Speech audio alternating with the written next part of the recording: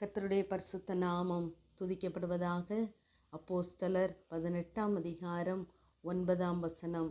நீ பயப்படாமல் பேசு, மௌனமாயிராதே, நான் உன்னுடனே கூட இருக்கிறேன் என்று அப்போஸ்தலன் ஆகிய பவுலை பார்த்து கர்த்தர் அங்கு தைரியப்படுத்துவதாக நாம் வாசிக்கிறோம்.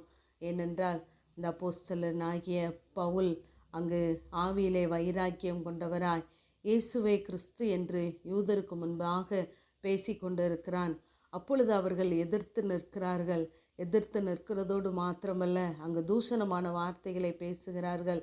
அப்பொழுது இவர் தன்னுடைய வஸ்திரத்தை உதறி, இந்த இரத்தப்பழி உங்கள் தலையின் மேல் இருக்கும் என்று சொல்லி அந்த இடத்தை விட்டு கடந்து போகிறார்.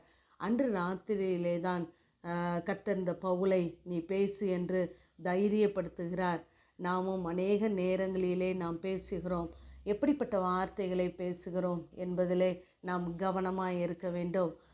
யாக்கோப்பு 1ஆம் அதிகாரம் 19ஆம் வசனத்திலே நாம் வாசிக்கும் பொழுது, கேட்கிறதற்கு தீவிரமாயும் பேசுகிறதற்கு பொறுமையாக இருக்க வேண்டும் என்று வாசிக்கிறோம்.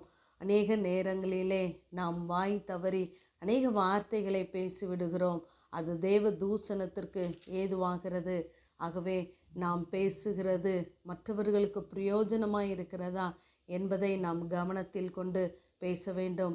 ஏனென்றால் நம்முடைய அவயங்களிலே சிறிய அவயமாயிருக்கிற இந்த நாவு மற்றவர்களுடைய நம்முடைய ஆயுள் சக்கரத்தையே கொளுத்தி விடுகிறது.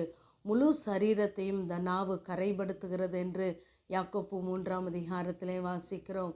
ஆகவே நாம் பேசுகிற வார்த்தைகளிலே மிகவும் கவனமுள்ளவர்களாக இருக்க வேண்டும்.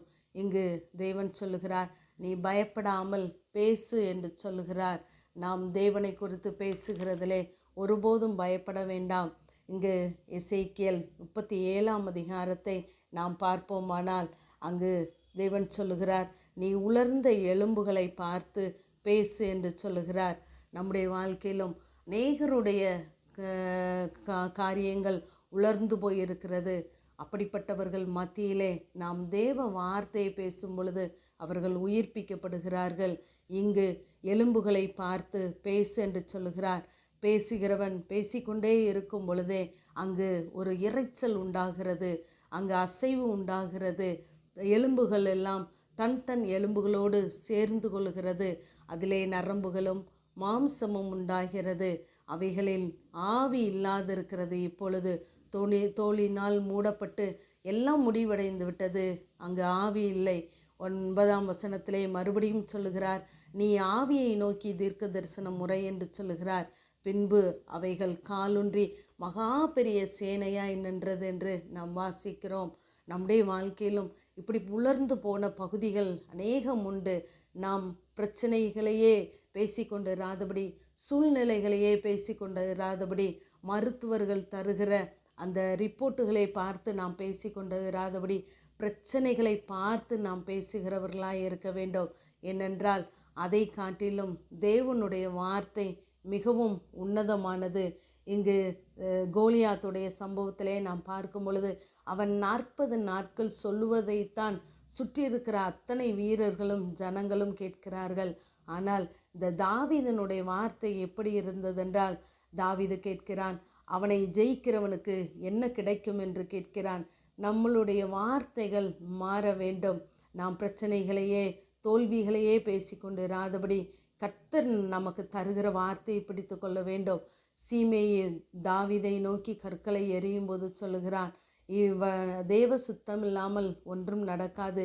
இந்த நிந்தைக்கு பதிலாய் தேவன் எனக்கு நன்மையை சரி கட்டுவார் என்று சொல்லுகிறார்.